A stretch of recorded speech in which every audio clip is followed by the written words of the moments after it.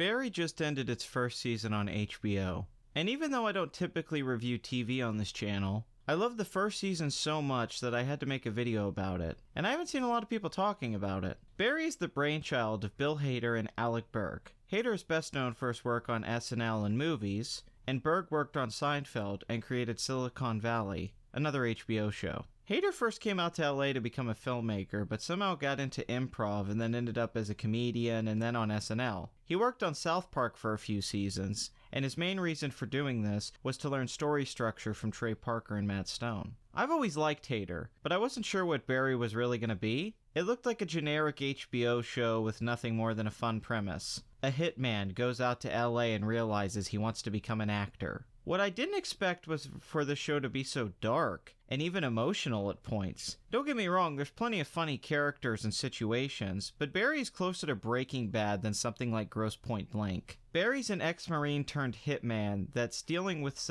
quite a bit of depression. When we first meet him, he's just got done with a job and is back at home playing Xbox, his apartment evoking a sense of melancholy. Then, the great Stephen Root shows up, and we discover that he's the reason Barry got into the business of killing people for money. He was a friend of Barry's father, and gave Barry a purpose after leaving the military. They go out to LA for a job from the mob. Barry follows his target, and it leads him to an acting class led by Henry Winkler. He ends up helping his target with the scene from True Romance. After performing the scene, Barry discovers he loves being on stage, and decides to go out with everyone for drinks. Soon, Barry falls for a girl and ends up liking the guy he's supposed to kill. Up until this point, Barry thought he was only killing bad guys, but Ryan's been nothing but kind to him. This creates a serious conflict for Barry, as he wants to stay in LA and pursue his acting, but he can't cross the mobsters. I won't spoil anything after this point, but let's just say things get more complicated from there. The first half of season 1 is solid, but nothing about it is that special outside of a wonderful comedic turn by Anthony Carrigan as NoHo Hank. Everything this guy says is gold, and his delivery is both unique and inspired. The gimmick with this character is that he's extremely polite during very violent situations,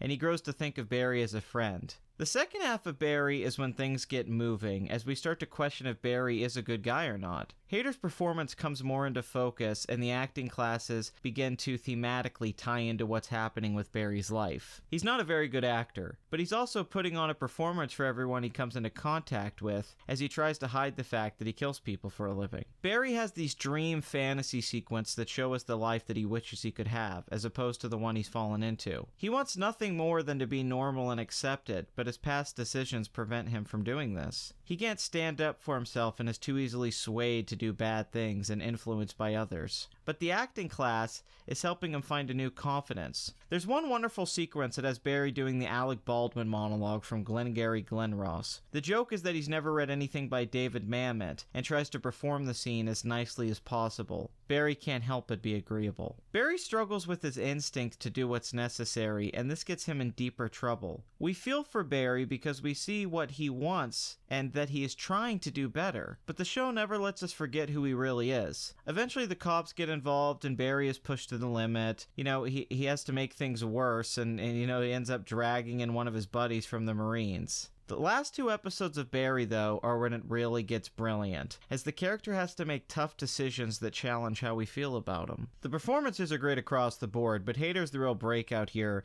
and shows his range as an actor. My only real complaint would have to do with the character Sally. She's the most talented actor in the class and befriends Barry early on. My problem is how self-centered this character is, and how this mostly gets ignored throughout the show. They try to give Sally a backstory at the end of the season, but I don't think it works as well as the writers think it does. I don't hate her character or the actress, but there's moments where she is extremely unlikable and a bit annoying. There's also an issue with the show wrapping things up a bit too neatly, as some story elements can feel contrived. This doesn't hurt the impact, but I hope the writers improve on this in the second season. Overall, though, there's some really good writing here. One example would be the scene with Barry buying Sally a new laptop after he saw that hers was broken. Barry thinks this will win him brownie points, but Sally just thinks of it as creepy. See, in the writer's room, the male writers originally had the scene play out with her liking the gift, but changed their mind after a female writer told them how off-putting it was. This kind of nuance is where Barry shines, and it goes a long way to make the show something special.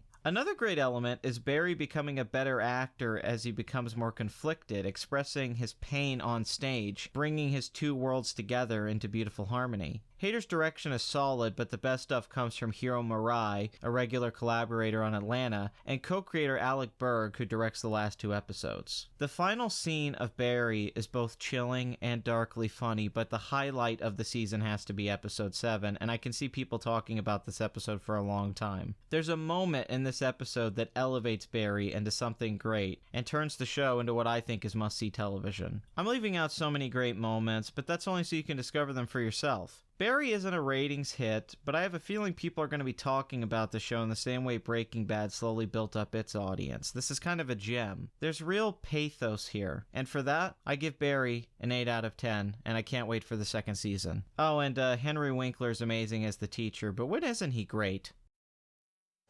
This is fucking annoying. I don't know why you people are watching this shit anymore. The point has been made. You've seen all you need to see. Move on.